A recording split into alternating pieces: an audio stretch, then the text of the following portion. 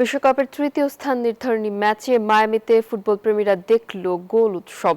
সাকার হ্যাটট্রিকে ফ্রান্সকে ৬-৪ গোলে হারিয়ে ৬০ বছরের মধ্যে বিশ্বকাপে ইংল্যান্ড পেল সেরা সাফল্য।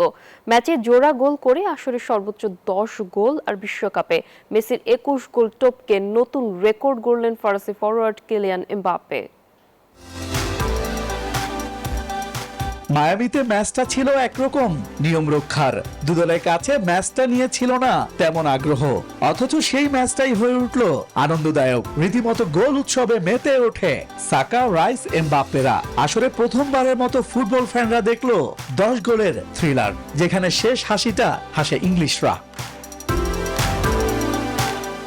এদিন দুই দলই শুরুর একাদশে ৭টি করে। রাজধানীতে নিজস্ব জমিতে আমরা গড়ে তুলছি আপনার সুখের আবাস এডিসন রিয়েল এস্টেট। পরিবর্তন এনে মাঠে নামে বল দখল, গতি, ড্রিবলিং আর নিখুঁত ফিনিশিং এ প্রথমার্ধে ছন্দময় ফুটবল ইংল্যান্ডের। ফ্রান্সকে নিয়ে রীতিমতো ছেলে খেলায় মেতে ওঠেন ঠুকেলের শিষ্যরা।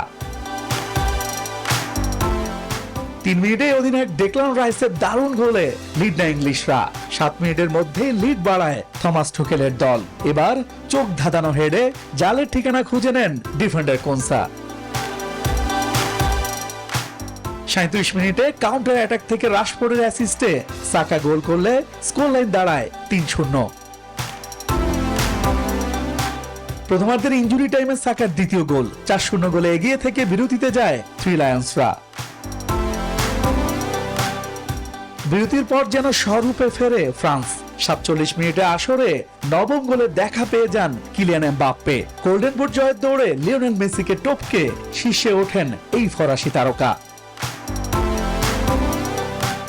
৫৪ মিনিটে এমবাপ্পের পাশে গোল ব্যবধান ৪-২ করেন বার্কোলা।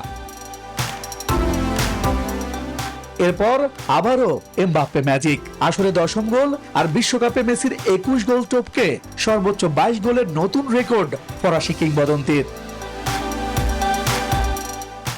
৮৭ মিনিটে পেনাল্টি থেকে হ্যাটট্রিক করেন সাকা। ইনজুরি টাইমে দেমবেলে গোলে স্কোর লাইন দাঁড়ায় ৫-৪। এরপর ফরাসিদের কফিনে শেষ পেরেকটি ঠুকে দিয়ে জয়ের উল্লাসে মেতে ওঠেন জুড বেলিংহাম। হারের মধ্য দিয়ে ফরাসিদের হয়ে ১৪ বছরের কোচিং ক্যারিয়ারের ইতি টানেন ৫৭ বছর বয়সী দিদিয়ে দেশম। আর সাইড বেঞ্চে বসেই নিজের শেষ বিশ্বকাপ ম্যাচটি জয় দিয়ে উদযাপন করেন ইংল্যান্ডের সর্বকালের সর্বোচ্চ গোলদাতা Harry Kane. Ishtiaq Dipu, news 24।